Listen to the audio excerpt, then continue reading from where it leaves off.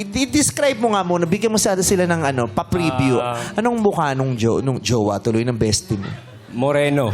Moreno. Moreno. Bad boy looking. Wow! Bad boy. Bad boy looking. Pero bad boy ba to? Bad boy. Ah, talaga? Anong May level ng pagka-bad bad boy? Nakikipag-away siya. Hindi naman. Bad boy. Talaga? Hindi siya nakikipag-away Hindi sa naman mga siya palaway. Anong yung bad boy? Saan bad boy? Bad boy sa... Yung looks lang eh. More on looks lang yung pagka-bad boy niya. Kasi moreno. Maangas. Tapos yung gupit niya parang army cut. Ganyan.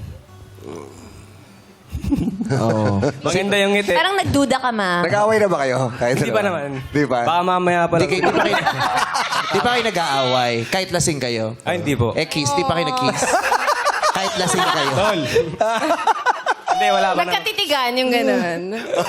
Wala, nagkatitigan daw. Nagkatitigan nung lasing Meron kayo. po. Nagkatitigan, tapos nagulat kayo, naka-boots kayo pareho.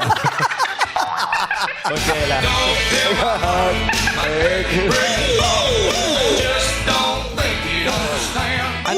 Yung mukha niya, ano yung itsura niya? Yung kilay niya, kamusta? Uy, kilay. Ayun. Kilay niya. Dalawa ba? Dalawa naman. Malinis ba ito sa katawan? Malinis siya sa katawan. Mabango? Sakto lang. Tay. Sakto na. Oh. Nagde-deodorant Pwede ba na. to? Minsan. Baka hindi kailangan.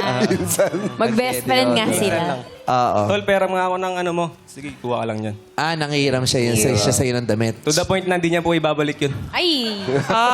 So yung boyfriend, yung best friend mo, maporma, pero nanghihiram. Oo. Minsan. Minsan. Tapos di nagbabalik. Pag ako na yung gagamit, tol, gagamitin ko kasi may lakad ako importante. So okay ba sa inyo yun? Yung maporma siya, pero yung pinampoporma niya, hinihiram niya lang naman. Yung aabot siya sa panghihiram para makaporma. Diba okay ba sa inyo yung ganong ideya na yung tao umaabot sa panghihiram para makaporma? Forma. Oy, ganyan ako dati. Oo. Kapag nagdi-disco, nang ihiram ako sa mga Yes. Ako din, nanghiram din ako ng buhok dati.